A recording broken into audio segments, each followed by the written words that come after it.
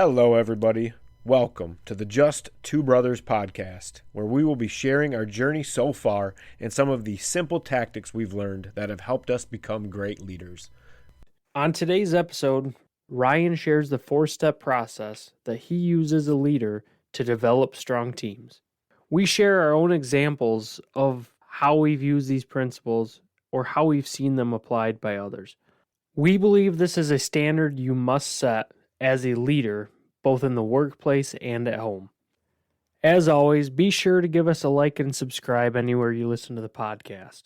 And be sure to follow us on social media at Just Two Brothers Podcast. We're excited to share this episode with you, and we hope you enjoy.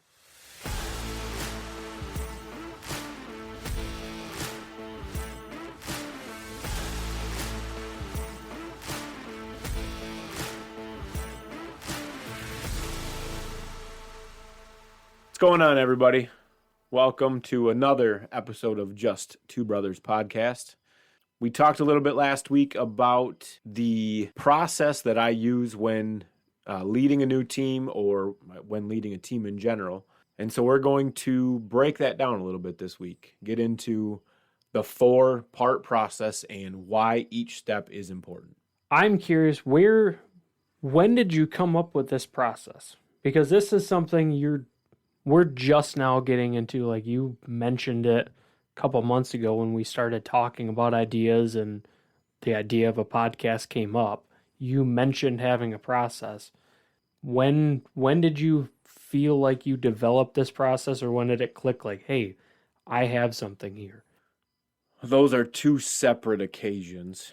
I kind of realized I have a sequence of things I do a couple years ago. I just realized one day that, wow, this is like I kind of go through this process with everything I do, with every new person that comes into my area, with every new area I have to go to, with every new team I have to go into. There's certain things I start to do, and then when I'm teaching somebody else, I start with those same things. And I just kind of realized it one day.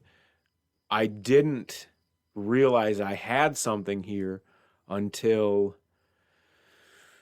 shortly after I left my last job in September, when I still talked to old coworkers, team members, whatever you want to call them. I would call them for advice. They would call me for advice. We'd have conversations. But then, somebody had come to me for advice, and driving home from meeting up with them, I was like, I enjoy teaching people these types of things. I know I have my process. Why don't I try to get it out there? Why don't I let people into this thing that I do? And so that's kind of when I realized, wow, I might actually have something here. Okay. Because so many people have, and even after leaving, they've called to thank me for everything I taught them and helped them with over the years to get them their new promotion and whatever. So it kind of just registered that, wow, I actually do know what I'm doing. It was more an affirmation that, holy shit, I'm not just some punk kid That's winging anymore. I'm actually good at what I do, and I want to share that because I do enjoy sharing it. That's my favorite part of all of it. Right. Is bringing people up with me, and that's it. I don't care if they get promotions, and I know what I like to do. If they want to keep going, good on them. So I love teaching people. And that's the best part too, is seeing the people that you're teaching and working with keep improving and building on what they've learned and what you were able to teach them too. Yeah, I literally just got a call 4 days ago, something like that, from one of my old team leads thanking me, or it was a text message, thanking me for all the help I had given them in the training that I put them through to get them. They just got a supervisor role. Oh, yeah. And they texted me to thank me for it. And I haven't been at that place for, since September. Mm-hmm. that's it's like to be, I guess, remembered that long after. That's an awesome feeling. Oh yeah. It feels so good when you get those messages. Well, and even like I shared with you, what was it, 2 weeks ago? I went to a party with some Marine friends of mine, and one of them Oh yeah. that worked with you at the same company. Hey, how's your brother doing? Talked to him for a little bit, and yeah, I really miss having him around. He was an awesome guy. So you obviously you made an impact. So Yeah, and that is an amazing feeling. And I guess I kind of chase it. hmm So I like teaching people. It's very fulfilling. Very fulfilling. yeah, rewarding, Yeah. fulfilling. Yep. Yep. So with that, we'll get right into it. The 4-part process is pretty simple. It is respect, praise, empower, and challenge. And that is in a specific order. I believe one cannot be achieved until the previous one has been.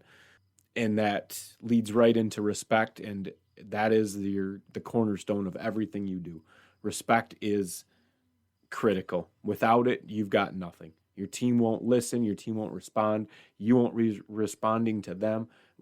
After all, we are supposed to be servant leaders. That's ultimately what we want to be. And if you don't respect your team, you're not going to be paying attention to their needs and get them what they need to be taken care of and continue doing the job you need them to be doing day in and day out. So you know me, I had to look up a definition. I had to find something. I decided on respect. Looked it up, and this is the definition I got. A feeling of deep admiration for someone or something elicited by their abilities, qualities, or achievements. And ultimately, that is telling you you have to get to know the person in order to even respect them. And we've mentioned that in past episodes that you have to get to know your team. You need to know what makes them tick, what motivates them. You've mentioned it numerous times. It's critical to know what keeps them going so you can help use that when you need to motivate them and you can push them. That's where the challenge comes in. Right. You need to know what makes them work in order to later empower and challenge them. Absolutely. Just by getting to know your team, you're going to naturally start gaining that respect. It kind of goes hand in hand. You get to know them, they get to know you, you have those shared experiences. That, holy shit, somebody else is dealing with this same thing or has dealt with this same thing. I thought I was alone. You're both going to have those moments if you get to know each other. And you're willing to go out on a limb and be vulnerable with your team in times of need. And that is a key word. Because if your vulnerability, and that takes your ego right out of the equation. Because it's way too easy to start a conversation with somebody from a point of ego or from a stance of being higher than somebody if you're in a leadership position. A lot of people do it. Yes. And breaking that down and actually being willing to be vulnerable and let them know where your flaws are or you've made mistakes and things like that. That's super important because yeah, if you don't have that you don't break down that wall, they're not going to break it down for you. Exactly. Because you're their superior. They're going to shy away from building any kind of relationship because who wants to get to know their boss? Right. But when you start to get to know them and they realize he's not such a bad guy or girl, they're going to talk. And then that gives you the opportunity to talk in return. And yeah, like you said, be vulnerable. That is important. You need to be vulnerable and let people know where you failed in the past. Share those because we all have them. Right. May as well feel better about ourselves. We can all suck together, I guess. What about respect is the top of the list for you? Just because you can't start anything without... If you don't have your team's respect, if you try to make any changes or improve anything, they're going to be that much more resistant because who the hell are you? How are you going to be telling me how to do this? You don't even know what you're doing. If they don't respect you, they're not going to listen to you. Flat out. You're going to have a lot harder time getting things done and have to use force. You're going to have to use force instead of being able to just people willingly do what you need them to do.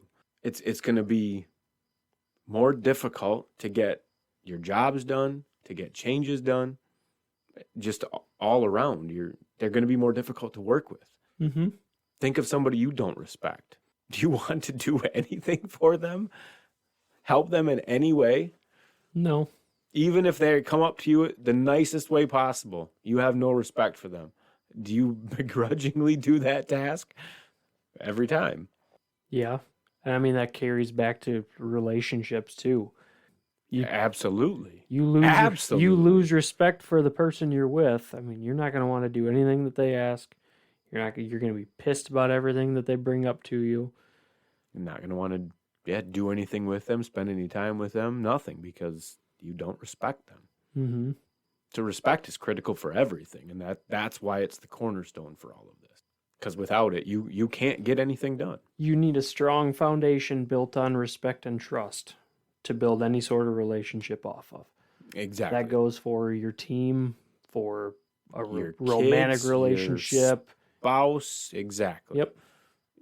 Without respect, you have nothing. Don't really have much else to say about that. I mean, we've talked about different ways to build, and we'll continue talking about ways to build that respect with your team and get to know your team. And How much does it hurt if you make a mistake and you lose respect from your team, or you screw up, or you lie, or something happens? How hard is it to recover from that? Because I mean, the obvious point is to not lie, not do your team wrong, but there's going to be something where you can screw up. Exactly. I've done it plenty. Mm-hmm. Own it. Apologize. And you won't lose any respect. You'll gain more respect from your team. People are floored by owning your mistakes 100% of the time. I can't tell you how many times when I've legit known it was my screw up, or even sometimes taking the heat. Here's another way to earn respect. Take the heat for your team once in a while. Don't let somebody else burn for it. Mm-hmm. Find a way to take that burden off of them because they don't deserve it. And then if you say, "Oh, I screwed that up. I'm so sorry," they're gonna look at you and go, "What did you just say? Did you just apologize? What?" You as the leader, you're responsible for any mistake that gets made anywhere down the line. Exactly. Jocko Willink has a TED Talk that's Extreme Ownership. Oh yeah. He's got a book called Extreme Ownership, that's his whole gig. Yep, and that was a big part of his TED Talk, and I think that's one of the stories in the book. I haven't read the book, but it's where he took ownership for people getting killed on his team, and it's like, it wasn't my team's fault.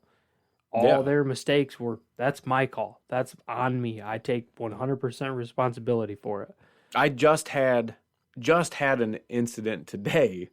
We were making specific part on our CNC, and it has to be ran upside down. We don't run anything upside down. Most of our stuff is double-sided, so it's the same on both sides, so it doesn't really matter. This was a solid surface, so it's a little bit different, but we had to run it upside down. We forgot, so we screwed up about a quarter sheet of material. Luckily, we have extra, but when it happened, first thing I said to the guy running it, "I'm sorry, I forgot to put that note on there, reminding us that had to be done." He turned around and said, "That's not your fault. I'm the one running it. I knew better. I know that's got to be flipped." I said, "Yeah, but I didn't do my part and put that note on there and remind you." I said, that was my fault. And he argued with me. I mean, he's a good dude, but he argued with me that, "No, you can't take that." I said, "All right, we'll just agree to disagree then, because I'm not going to let you take the 100% fault for this. We'll split it. We'll each take it." Nobody even has a clue that happened except for us, but maybe now they do. Cat's out of the bag now. But Ryan's getting walked out tomorrow. But so yeah, he wouldn't back down, but it just happened today where I was like, "No, that was my mistake." Whether or not I was running that piece, and Should he have known? Yeah, probably. I mean, at this point, yes, he should have. But at the same time, I should have also known that I needed to put that note on there, and I forgot. So I'm going to take that. Right. I'm always looking for ways to take those kinds of things because, yeah, if you're defending somebody, they're going to look at you like, holy shit. I can probably bet that nobody's ever done that for them, especially in the workplace. Mm-hmm. So they're going to be blown away. Now, you obviously can't take fault for somebody's mistake you had nothing to do with. I guess it depends on the severity and what's going on. If you're going to get caught in the middle of it where they know that you're lying, would you still do it? Like I said, it depends on what it is and severity and what exactly is the situation surrounding. If somebody's stealing shit, I'm not. I mean, yeah, in a situation where it's chances are you're going to get fired over your team. Are you still going to take the fall if it's something that's severe that they should get punished for? I would do anything in my power to find a way to, yes, take that burden off because I can usually find a way to spin it to where it's not going to happen again. That's another thing. If you do screw up, you're going to have to apologize for it. Follow that up with, it won't happen again. And then don't. Don't ever let it happen again. A mistake made more than once is a decision. But it's critical to make sure you don't screw up again. You're going to have it here and there where you do. There's certain things. I am super bad with remembering. I've gotten better just because I walk around with notepads and write everything down, but that's been a learned thing through the years because I've been terrible and forget stuff all the time. I just have so many things going. I come up with whatever excuse I want to. I flat out forget. Do things or say I'm going to do things that I don't, and bites me in the ass all the time. I can't sit here and have excuses. So, and I don't know how many times I would have to apologize to members of my team for, hey, did you do this? Did you follow up on this? Did you look into this for me? Nope, I'm sorry. And then what would I do? And I'd say, nope, I'm sorry. Turn around and go get it done right. Yep, I'll take care of it right now. Yep. So that's one thing I've done in order to prevent myself from forgetting. And I've also started carrying a notepad or paper or writing stuff down because, yes, you do get busy, especially if, depending on the environment you're working in, it can get chaotic. You have a lot going on. You're going to forget. Write it down so you can check all the boxes or go get it done right away. So if you forget, make sure you apologize. Otherwise, you're going to start to lose your team's respect. And try not to let it keep happening. However, if you build a good enough relationship with your team, they will be forgiving. But at some point, they do start to get pissed. So, and you have to understand that. And then, like I said, at that point, make sure you go get it done right that instant because that'll instantly calm them back down. But and you can have your mess ups like that, and you'll bounce back. It's not devastating, but don't lie to them. I don't know if you can recover from lying. Think of your personal life. Mm-hmm. Once you lose somebody's trust, it's hard to get that back. And 9 times out of 10, they're probably still looking over their shoulder wondering. And they always will. That's never going to be back. So just don't lie. Because if you get caught, you're done. Right. It's just not worth it. Yep. I would agree. We'll move on. We'll go on to praise now. Yes, praise and respect kind of go together, but they are two clear, distinct, different things. Praise ends up being used as your kind of incentive program.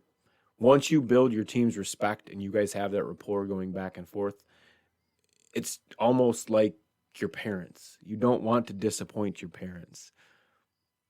That's one thing you never want to hear your parents say. I'm disappointed in you. That's the worst thing ever. So once you've built that respect and that rapport with your team, praise is then your incentive.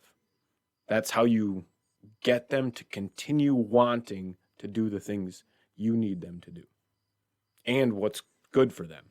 Even if it's not exactly the goal you wanted them to hit, whether that's daily targets, hourly rates, KPIs, whatever it might be that you're using to measure, you can still praise them for getting close and trying their hardest or powering through some issue Busting they've their dealt. ass. Yep. Exactly. There's something that happened throughout that day that you can say, hey, you know what? Wasn't what we wanted, but you guys still rocked it today. And if they have a day where they just kill something and it blow it out of the water, make sure to throw them a party. I mean, you got to celebrate the wins, even the little wins. Right. That's a phrase I've heard used quite a few times, is celebrate the little wins. And you've got to make sure you do that, because it becomes monotonous otherwise. It turns into just a job. What am I doing this for? Exactly. And as long as you have those little feel good moments. Exactly. Throughout your day to keep you going, it makes the day a lot easier and the job a lot easier to show up for. Well, and that can You want to show up because you want to do good by them. Yeah, and that can take a day that maybe your team or you personally felt, man, that was a shitty day. That didn't go well at all, didn't go as planned. And then once somebody said, hey, nice work today. Oh, shit, actually, that wasn't so bad then, I guess. Right. It takes every negative feeling away from it. Kind of just, lessens the blow of you still didn't meet your they may have goals, solved some problem or made the machine run better or figured out how to do something faster or whatever it is. They encountered a new challenge that they had to work through. And or even if it's just, hey, look, I know your machine was down. Like, we had weld cells where you'd have to call technicians, electricians, weld techs, whatever it might be throughout the day, and you're not allowed to fix anything. You would just have to sit there and wait, and there'd be days where there's nothing to do. And hey, thanks guys for suffering through all this crap, because they can't really leave. Right. They've got to keep running one part here and there to test everything that's getting fixed or whatever it might be. So they have to hang around, and those make for long ass days. Exactly. So you thank them at the end of it for bearing with you, and thanks for dealing with it, not just leaving today, because they had burn hours where they could just 40 hours a year, they could just leave whenever they wanted to, and there was nothing we could do to stop them. So if you can keep them around and from using that stuff, it only helps you, because what if it does get fixed and gets back up and running? Now you're down a team member, and shit, what am I going to do? Now you got to go scramble to figure that one out. And so if you can keep your team there and keep them happy, and then when they hear that first thank you, they're going to want to hear it again. It turns into your incentive program. Yeah, I like that. Have you ever had instances that, I'm kind of putting you on the spot here, and these aren't something you're prepared for, but can you think back to any times when you've seen praise or even respect? I mean, go back to respect if we have to, but when you can think of times in the workplace or whatever where you've noticed something like that?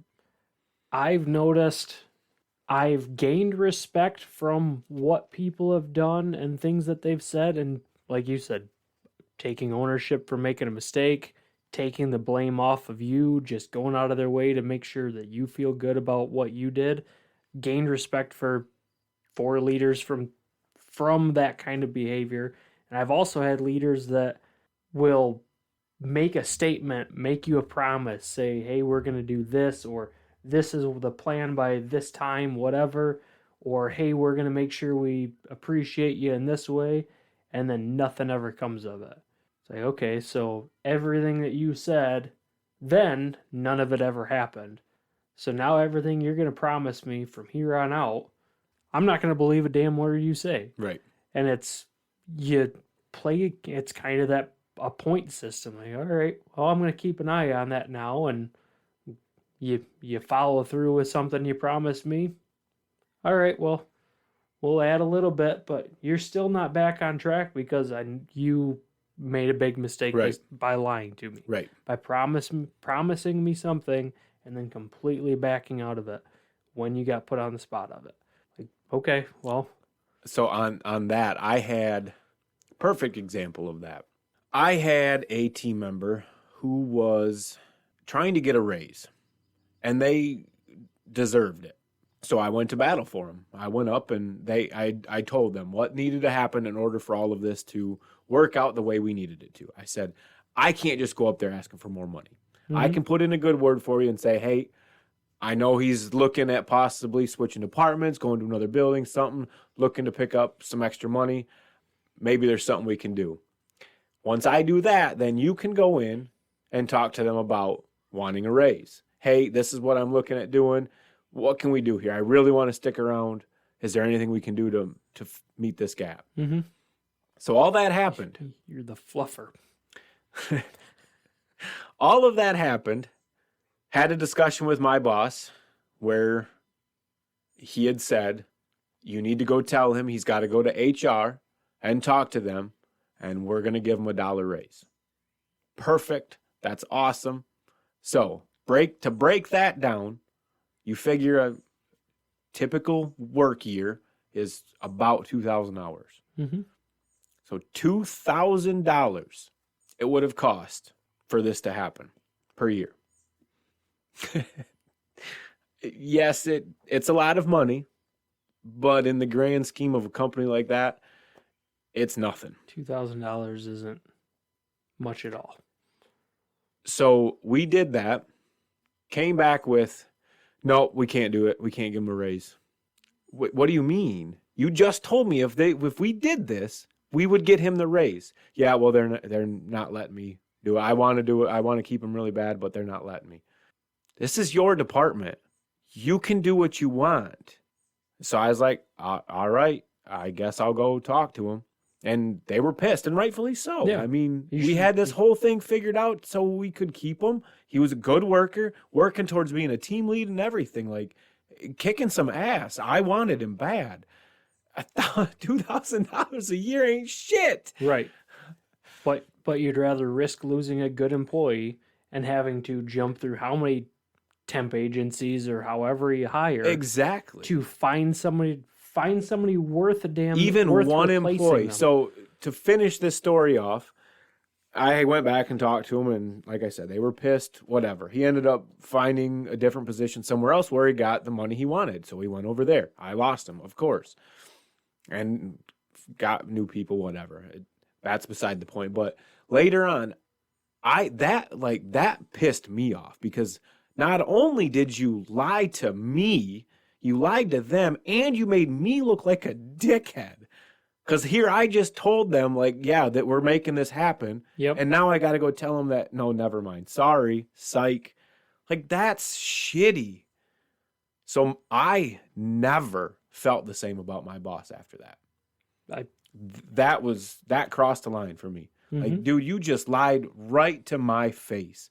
And I knew full well that he had control of his payroll. All he had to say was, this is going to happen because this is what it's going to take. Exactly. He's in charge of his budget. So don't sit there and lie to me and tell me they wouldn't let you do it. Right. That was on you, dude. You flat out lied to me to shut me up. I'm done. At that point, I was done. I don't think I really ever recovered from that. But so there's an instance of it. And I did end up talking to him about that, because that was something that seriously frustrated me. So I cornered him and I said, do you realize what you did? What are you talking about? I said, by letting him walk, do you realize what you did? What do you mean? I said, how much does it cost to onboard a new employee? Here was strike one. I don't know. What do you mean you don't know? You're running a third of this plant and you don't know what an onboarding cost is for a new employee? That's a problem. Number two, I can tell you it's a lot more than $2,000. Oh, yeah. Plus any mistakes that they come in making because they don't know how to do the job. Exactly. And so not your being dumbass efficient. decision cost this company how much money, and I have to now train somebody else that's not half of what this person was. Over $1 an hour. So yeah, that was something for me that I don't, like I said, I still haven't, I'm still upset about. Like that was big for me. Showed me exactly who you were. Do you have any other examples that I can hijack? No. You ever seen praise used effectively? Yeah, I mean, yeah, I've seen it. It motivates people, and some people are motivated by praise. I'm not. You praise me for what I'm doing, I don't need it. I get the satisfaction of doing the job, knowing it's done well. and I just want to get paid. You want to know how you get through to people like you? Oh, Thank them when they're not expecting it. Don't thank them for getting a job done. Thank them for some stupid little thing they did. Find oddball ways to thank them that's going to catch them off guard, because those are the things that they think go unrecognized and nobody gives a shit about. They know their big actions. They know the impact their big actions make. They don't think about the actions or their small actions and the impact those make. Thank them for those.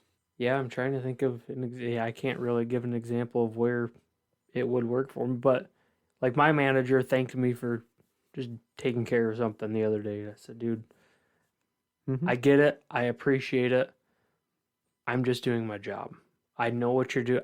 I said, we just talked about this a week ago about please and thank you and how effective it. I get it. He's like, yeah, I just try to say thank you for everything. I said, yeah, I know. I know it works. And I know what you're doing. I get it. I'm good with it. But I don't need it. You don't have to thank me for everything. I know you're going to. But I'm just here to do my job.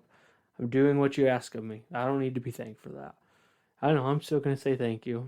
I know. And to that point, you know it's making them feel good to say that. Right. So just say thank you. Exactly. You're welcome. Yeah. Yep. Happy to. That's everybody that thanks. Happy to help. Yep. I'm happy to help. Yep. You're welcome. Happy to help. My pleasure. I like helping people, but yep, I will say you're welcome. But yeah, I don't need to be thanked for doing my job, because that's not even necessarily thanked. It can be praised for something like I said, something oddball, something off the wall. Find something random that they're not expecting, and that's where you're gonna get through to them. Because I'm the same way. But when I do something odd and somebody's like, "Thank you," I'm like, "Huh." Yeah. I guess I can see that. I don't have any. Did the dishes last night. Tiff thanked me. That I did the dishes and nobody thanked me. Exactly. What the hell? That made me feel good when she thanked me for it. Tried to do it so she didn't notice, and she just came out to a nice clean kitchen and, oh, thank you. Yep. Those are things you kind of expect to go unnoticed. Busy, whatever, running in and out. And when it's not, feels good. Yeah. This episode of the Just Two Brothers podcast has been brought to you by us. All we ask of you is to subscribe wherever you listen to podcasts and follow us on social media. We are J2B Podcast. With that, let's move into empower. Every boss's, leader's, manager's job is essentially to train your people, your team well enough that you eliminate yourself. That's my goal. Every time I go in, I'm trying to eliminate myself. Now, that most likely will never happen, but you can definitely get to a point to where your team doesn't much need you. You're still going to be pulling strings in the background and doing your day-to-day tasks, but for the most part, your team can run itself. That's where the servant leadership, it seems like that's where that comes into play the most, because you don't have to lead from the front because your team is carrying it. Exactly. So you're just in support of your team at that point, just to make sure that they're good and they can continue running at their highest efficiency. Correct. And that's why you've mentioned in our last episode to check times and follow back up, and that's why you do all of that. Is so you know that your team can do their job without you being there, holding their hand, doing it with them. Yeah, you're just following up with them. This also brings back in the respect aspect, and once you've gotten to know your team, you know how they work, where they work best, where they don't do well, and how to best utilize their talents. So you can move your team around to get them in the positions to where they're going to be most successful, which in turn makes you more successful.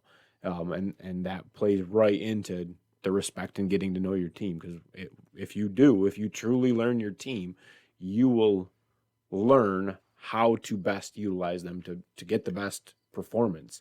And that's critical. That's essential to to all of it. You have to know how your team works. We've mentioned it at the beginning of the episode. Respect is the cornerstone. That's where you get to know your team. And knowing how they work. I mean, everybody has strengths and weaknesses, and you just have to find out where their weakness is and either teach them how to do it better or move them to a place where they can thrive in their strength. Exactly. And yeah, you're working towards improving their weaknesses, so eventually you have a nice, well-rounded team. Right. And that brings it up the next point. As a leader, that's exactly what you're doing. You're leading your team towards a goal. Yes, you have the business goals, but you need to have those personal goals as well. You need to have them yourself, and in order to keep driving you forward. Your team has them as well. Why not help cultivate that culture of growth and learning and just plain getting better? Because that's what you're going to do. You're just going to be better. The more you make your people better, the better you're going to be. Right. The better your team's going to be. And you're not going to motivate everybody in your team to be the next leader, because not everybody wants a leadership position. And not, in all fairness, not everybody can.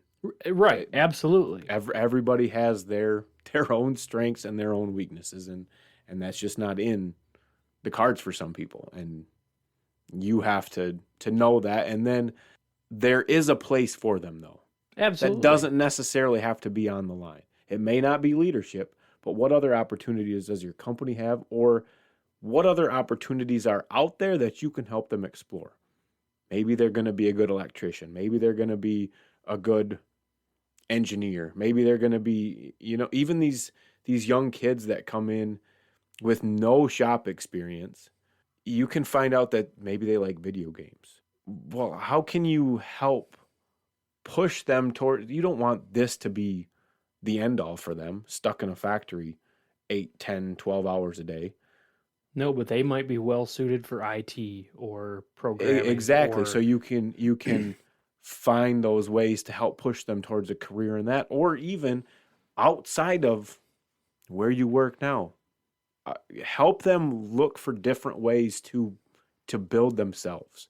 There's YouTube and Twitch and all these different things that, taking the video game example, different ways for people to start making money. And yeah, it might seem silly or foolish to some people, but it's crazy what's out there and how much money you can make doing some of these things. And if somebody's really talented at that, then don't take that away from them. Embrace it and build it and cultivate that. And encourage them to do more for themselves. Exactly, because you don't know what that does. And all of that is a ripple effect, because they're going to take those things. If you do a good enough job and get them embracing the same mindset that you have of growth and learning and leadership, they're going to take those same things and teach them to more people. So you've affected how many people? Exponential. Exactly. Which is exactly what we're trying to do here, is get our message out to as many people as possible, because this can change the face of everything. And it's just such a simple. We're trying to show you can be a good person and be a good leader. You don't have to be a dick. And it's simple to be a good leader. Just by doing simple. What's the word I'm looking for? We've talked before and joked that we want to start doing cliches of the day, because there's so many cliches that people don't pay attention to. But if you really look at the message, even as simple as it is, it can change your life. The simple everyday cliches that you just brush past, if you really look at the message inside of them, and we've joked about it back and forth that we want to start trying to find out cliches that we can start pushing out, because they really are hidden in there. I mean, what's the biggest one you're taught from being when you're a kid? The golden rule: treat everybody like you want to be treated. Yeah. Seems simple, seems stupid, but at its base level, I just want to be treated just like anybody else. Exactly. Treat me like a normal person, and we're going to get along just fine. Yep. And so many people forget that, myself included. Treat me like I'm less than you, then. Yep. That's what you get in return. Yep. I think there's the book out. and the documentary, The Secret. That's all of the law of attraction. I can't think of the author's name, but yeah, it's all basically just the law of attraction. What you put out, you get in return. And that's the truth as well. And in the world around us, the energy you put out, you're going to get in return. You put out money, agree. you're going to get in money. You put out love, you're going to get back love. Whatever it is, the law of attraction is real. Back to the ripple effect, it can even ripple back to yourself. I have team leads that I call for advice. I mentioned it a little while ago. They've gotten promotions and gotten into different. I have one specific ex-team lead that I still contact to this day. Got moved up to continuous improvement, and she was working alongside the continuous improvement team, and she ended up learning so much more about the lean manufacturing and everything than I had experience with. So I lean on her for all kinds of information, but I'm the one that trained her in order for her to get her to where she's at now. All the things I taught her, build her up to get her to move on and take these opportunities and run with them to where now she's teaching me stuff. Like that's a crazy ripple effect. Mm-hmm. Came right back to me. Yeah, you're able to kind of cash in on your investment. Yeah, essentially. Yeah, and we still talk to this day about different things, and I still look to her for advice on certain things. That's how it should be. She's extremely smart, extremely talented. I do rely on her. And like I mentioned a little bit earlier, there's so many people that I've helped get promotions, and yes, I say I'm being cocky right now, but it's the truth. I've had a ton of people that got promotions. People would come to my department so they could get trained and get a promotion. There's just no way around it. Not me being cocky. It's the facts. You can see where growth is happening and where teams are thriving, and people want to be a part of that. Exactly, and I know how to get those changes to happen, and it's all about how you act, how you are towards your team. It leads into all of it.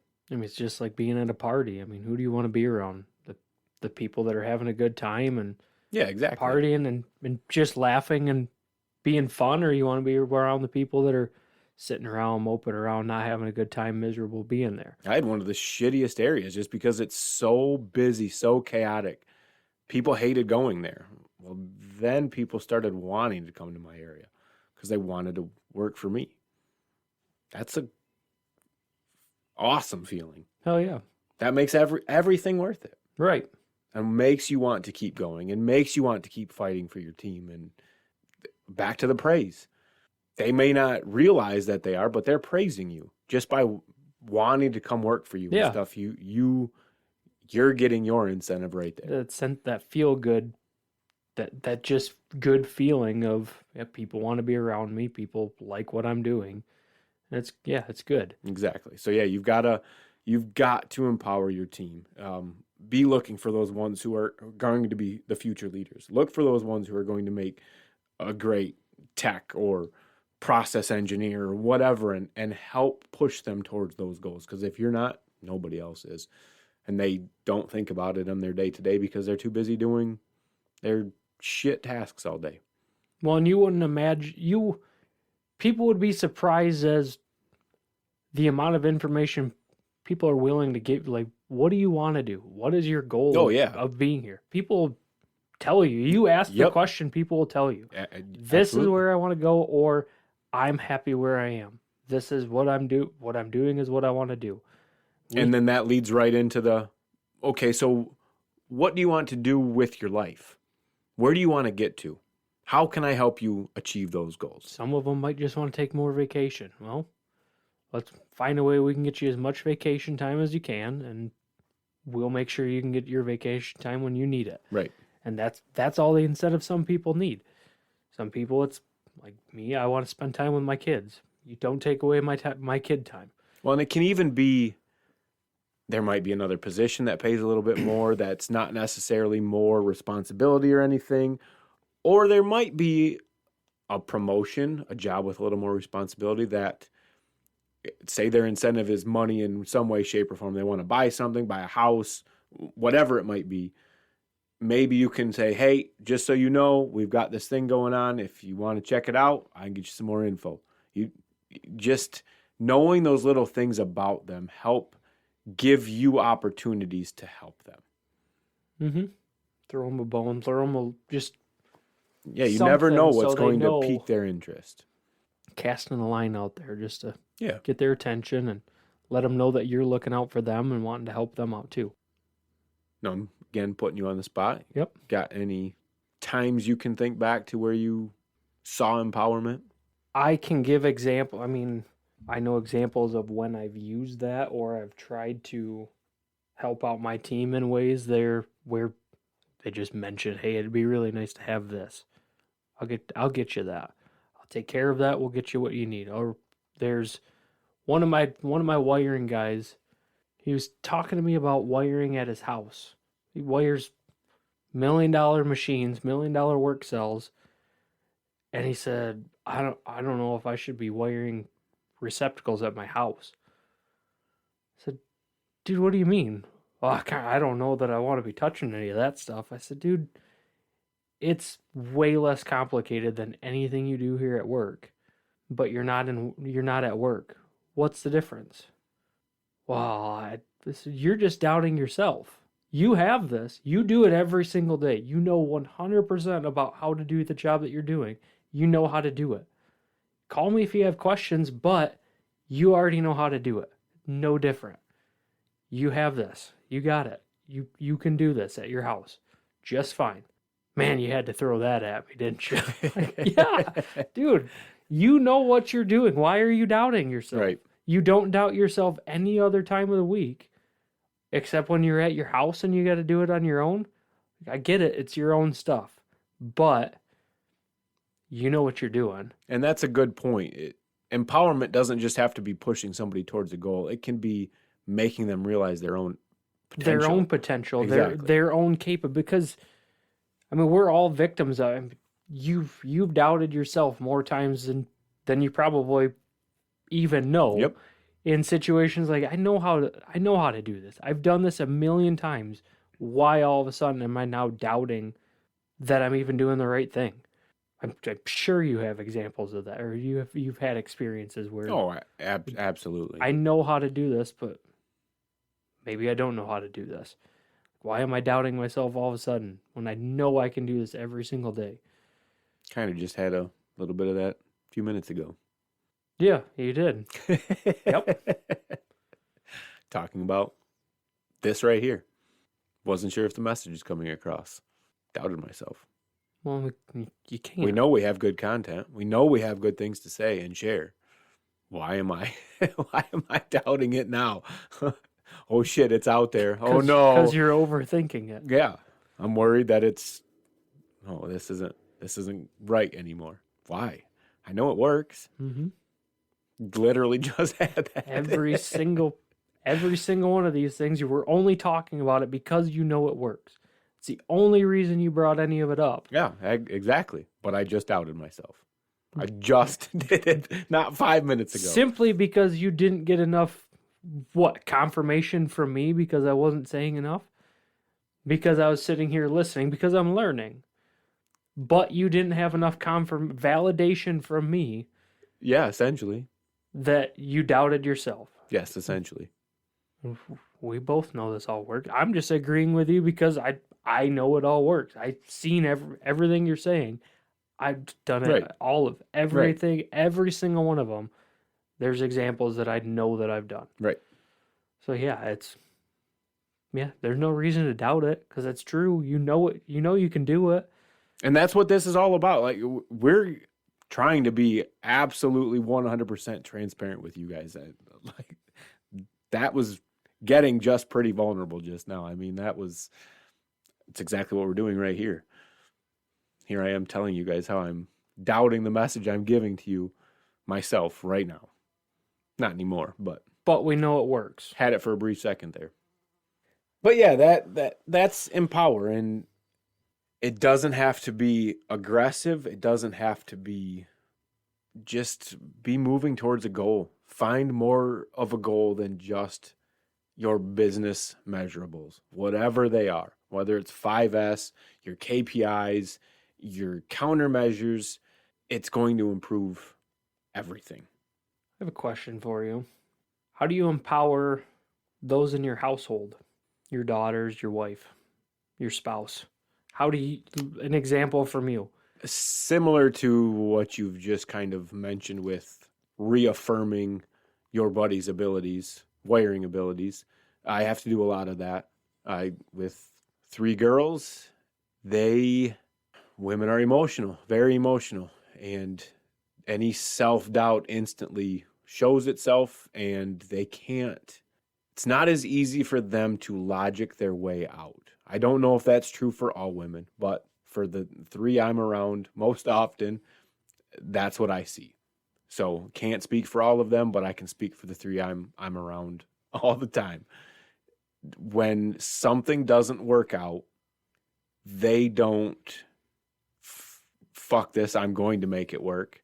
They break down. This is stupid, I'm stupid, whatever it might be. So I do a lot of the, you're not, you're better than that. You just done this. You can do it again. I mean, that goes homework. Homework was a big one with the kids. I refuse to give answers because the kids are smart enough to figure it out. I'm sorry, but I'm not going to sit here and do your homework for you. I will sit here and do it with you for as long as it takes, but I'm not just going to sit here and give you the answer so you can be done and move on. We're going to walk through this and learn it. They hated it. But we do a problem. Get it all worked out. They'd feel so good about themselves because, holy cow, I did it. We got it. Go to the next one. Gone. I don't know how to do this one. Exactly. I can't do this. This is too hard. It. Exactly that. Look, you just did this. Where do we start? And you got to walk them back through it again. And it takes a couple of times of doing that, reaffirming that, look, you are smart. I don't know how many times I use that when doing homework. Look, you are smart. You know this. Stop thinking you're stupid and you can't do this. So that's one way I've done it at home. Yeah. Reaffirming that you're not stupid. It's one I hear a lot. I'm stupid. No, you're not. Stop saying that. That's bad with remembering names and quotes. But I know there's a quote that your thoughts become reality. So if you think negative thoughts about yourself, you eventually start to believe them. 100%. If you tell yourself you're stupid, you're going to believe that you're stupid and that you can't do certain things because you're just stupid. Tell yourself that enough, and guess what? You're going to be just stupid, and by nobody's fault but your own. Because you're limiting yourself by telling yourself you're stupid. You aren't doing anything to fix that. No, you're just telling yourself that that's the reality, and that's the reality you're stuck with. That's an excuse. It's a flat-out excuse. I'm stupid. I did it for years. No, you're not stupid. You're just fucking lazy. Yeah. You don't want to learn how to do something new. Negative self-talk. But yeah, I don't remember who said that quote, and I know that was butchered, but something along the lines of, you tell yourself enough bad, it's going to come true. I guess another way is to just push for certain things and not do it in big increments. Do it in little increments. Trying to think of something specific is difficult. I guess I could, I'll use the example most recently of this past 6 months or so. Been on quite the journey since about January to fix myself and trying to get my wife to kind of do the same. We all have our shit we need to work on. We all have everything we can, or certain things we can do to be better people, better husbands, wives, brothers, sisters, employees, leaders, whatever it might be. So I started working on a lot of my things and have tried to take the approach with my wife of just not telling her to change things, but just providing insight into times I see opportunities. And I don't even always point them out. I'll let some go by. But then other times I'm like, hey, babe, what about this? At first it was an argument. I mean, just because you're changed doesn't mean I have to. And it took a while to get her to understand that that's not what I'm trying to do. As well as conversations and actually talking about it. Exactly. That, look, I'm not out here trying to change you. I love you for exactly who you are. But your life could be better if you worked on these things. Not even my life, your life would be better if you worked on some of these things. And most of the time, I mean, maybe not even strictly in the example of your wife, but a lot of people, it's usually the same thing that you complain about consistently. Yes. I don't like that this happened. I hate it when this happens. I hate it when this happens. Okay, fix it. Change it. You are doing this to yourself now. Change it. Yes. And that's a hard one to swallow for a lot of people. That's a big hit to the ego. And we've been talking about that quite a bit the last few episodes, your ego. And that's something I've come to realize these last 6 months or so gets in the way of a lot of shit. Got to be able to set your ego aside. That's what most of us operate on. And we need to take that out of the equation. Dissolve it. Yes, because it only hurts. It's when you stop fixing stuff because you're good enough. This is who I am. No, it the fuck isn't. It is if you choose it to be, but ultimately that's your decision. And it's okay to continuously change. Yeah. You should be changing. I damn well, I sure as hell do not want to be the same person next year. As long as the changes are the positive. Absolutely. Yeah. But I don't want to be the same. I'm happy with my life right now. I'm on a good track. I'm on a good path. But I'll be damned if this same time next year, I'm the same person 100%. Sitting here doing the same thing, talking the same way about the same shit. Yeah, if I have not made some sort of improvement on my life, then I will not be happy with that. The people that tell you, well, why are you changing? You've changed. You've changed. You're not the same person that you used to be. They're the ones holding you back. God damn it. Guess what? You should have changed too. Right. If you're not changing with me, I'm going to change. That old version of me was shit. Exactly. I'm way better than I was 2-3 years ago. Right. If I didn't 100 times better of a person. If I didn't change, I'd be dead. Flat out, I would be dead at this point. I would not be alive. That is no joke.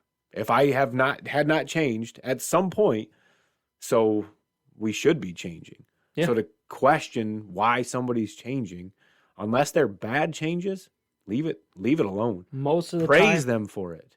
Most of the time when people are around you are complaining about the changes that you're making when they know it's for the positive, it's because the changes and the improvements you're making in your life make them uncomfortable with their life. Yeah, and they're jealous. And they want to just hold you back. And that's okay for them. Yep. Let them be that way. Yes. But you have to continue making improvements for yourself. Right. You can't let anybody hold you back. Right. So back to the little story. Yeah, multiple conversations and discussions and like reassuring her that, look, I don't need you to change. I'm just letting you know some of these changes may help you be more happy. That's what we all want, is to be happy. We're all fighting for it. We think certain things make us happy, so that's what our goals are. Whether it be money, fame, power, whatever it is, those are our goals because we think that's going to make us happy. But there's certain things that we do that keep us from reaching the goal of being happy in whatever way, shape, or form it is. And it's up to us to identify those things and work on improving them and eliminating those blocks from our path. Mm-hmm. Those roadblocks, red lights, however you want to classify it, whatever terminology that's out there nowadays that you want to use, there's something stopping you. And it's up to you to realize what that is, recognize it, and remove it. And not most of the time, it's not going to be easy. No, Especially and so the older you get and the more ingrained you are, and this is the way that I am, the harder it's going to be to change those. That things should about never come out of your mouth. you. No, This but how is who many I am. people? No, oh, absolutely. How long I was like that for a long damn time. We've all been there. This is Still just guilty of this it is once just in a the way while. I am. Deal And with I have it. to go, wait a sec. No, this isn't. I can change that. I am in control of that. Mm-hmm. So it was just working through those first few hiccups and realizing how to efficiently communicate with each other. And she finally did realize that, yeah, I'm not being a dick about it. I'm just, hey, here's a chance for you to make your life better. Doesn't affect me, but it is you, and I can clearly see it's affecting you. Right. So let's work on it. Here's another chance. Time would pass. Hey, here's another chance. And lo and behold, without me being a dick about it and just, hey, you have all these chances to get better. Why don't you take some? Finally, she started to do it. And things are a lot better for both of us. I bet. It's good. Because you don't, we don't get in our own way anymore. We realize the things we do that escalate situations or make situations worse, we see the triggers and we're working to eliminate those. So our life has been better and better and better. And it's only getting better as long as we continue to work on that. And you don't let go of it. Yeah. You don't just get comfortable and Right. say, well, this is just the way that we are now. But I achieved that through slowly empowering her to see the opportunities at her fingertips to be better. Now, is that exactly empowering or is that challenging? Because, that kind of leads into... Yeah, and a lot of what we've been saying is along the lines of challenging, but my definition of challenge is slightly different. Empowering more or less meaning to realize your potential. Right. Or to... Right. Yep. And then challenge. Yep. Okay. Once, if we can get into challenge from here, once you've empowered somebody, they now realize, holy shit, I can do this. But it's going to get to a point where shit gets hard or they get out of their realm of knowledge and it takes them back and they start to doubt. They start to just get complacent, like, nah, I'm good right here. It's up to us as leaders to then challenge that complacency and continue pushing it forward. I know I've mentioned it on the podcast before, and it's something I say all the time. You can ask my kids, and they know exactly what I'm talking about. But one of my favorite lines is, the minute you stop working on yourself is the minute it all goes to shit. That is true in everything you do, work included. If you start getting complacent with your job, it's going to start falling apart. There is always something to be working on, always something to be making better. Whether it's yourself, your team, equipment, processes, something can be improved. It's up to you to continue to drive that mentality of looking for those things, not only at work, but in their person too. They're going to get to the, oh, I finally got my team lead rolling. I'm good now. No, you got more in you than that. Let's Right. go. We can Right. keep working. Push them past that. Push them past what they think their limitations are. Because that's the only way they're ever going to see what their true potential is. And people will be blown away if they realize what their real potential actually is. It's crazy. So I guess how else have you challenged, or what is the importance of challenge? Why do you need to challenge people? Just to get them out of their comfort zone? No, that I think that's empowerment, is where you're pushing them out of their comfort zone. The challenge comes from the complacency. You can't become complacent, because it will fall. Right. It will literally fall apart if you just let things start to slide. You stop paying as much attention. Everybody else stops paying as much attention. Now things aren't getting done. Tasks that were getting done aren't anymore. People aren't staying on task. They're leaving for break early. Whatever it might be. All those little things start to fall to the wayside. And you got to start all over again. Well, and you can get complacent with the 4 pillars too that you're talking about. As soon as you start you think your team is set, you think you're well off, and just you think you know your team. Yep, we're gonna be good.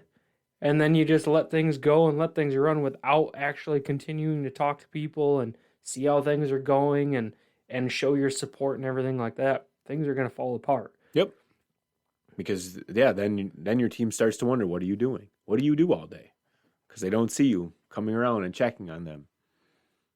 Or he doesn't care anymore Right. because he's not saying anything. Right. And he's just we're less important now. Yeah. Because he's got bigger and better things. So then to your work. morale starts to fall and people don't want to work there anymore, and you're back to where you were before you took it over. So you have to challenge. And by doing so, you're challenging yourself. You're keeping the motivation going. You're keeping exactly what you preach about alive. That's probably one part of the process that most people forget. I would say there's probably a lot of people that are good at respecting and praising and empowering. They probably forget about challenge, because that's a hard one. You do it in your day-to-day lives. I just said 6 months ago, I started on this journey to make myself better. Well, that's because I spent the last 3 years with my head up my ass. I was so depressed, so out of whack, in a funk, bad. Mm-hmm. I didn't realize it until started working on myself. Why did I ever stop working on myself? I got complacent. I'm good. Everything's good. This is all good. Mm-hmm. Life's good. Yeah, and I mean, in all reality, back to maybe a little too vulnerable, but towards the end of my marriage and everything, everything is everybody else's fault. Yeah.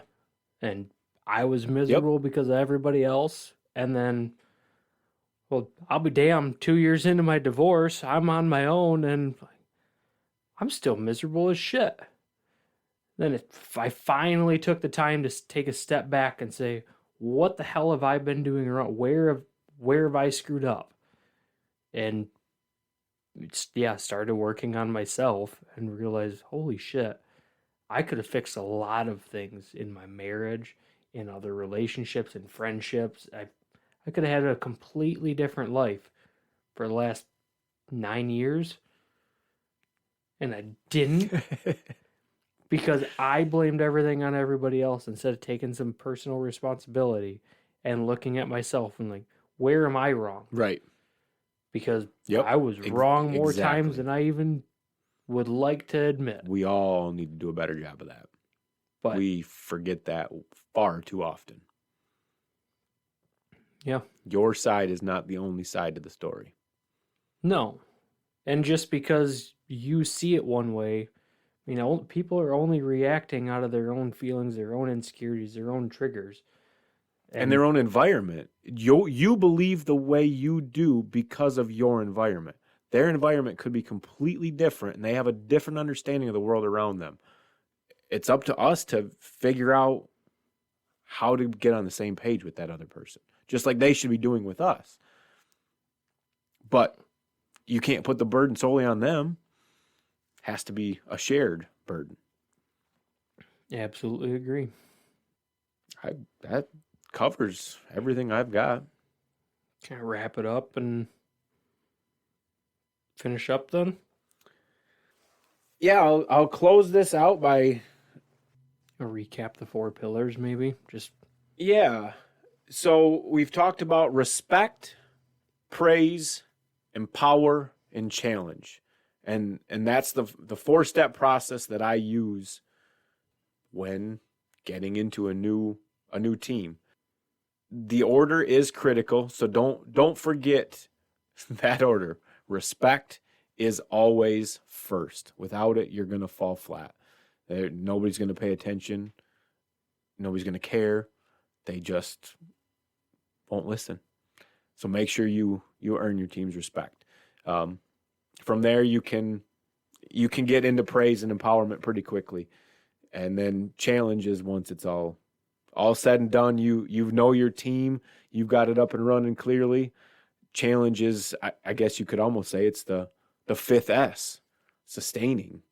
You got to keep that mindset going. You keep repeating that process over and over and over again. Don't allow yourself to become complacent, and don't allow your team to become complacent. Keep repeating that same process all day long. Respect, praise, empower, and challenge. You want to help your team live happy, healthy, prosperous lives. And what you're going to receive in return is far greater than any salary. I think that's all I've got for this week.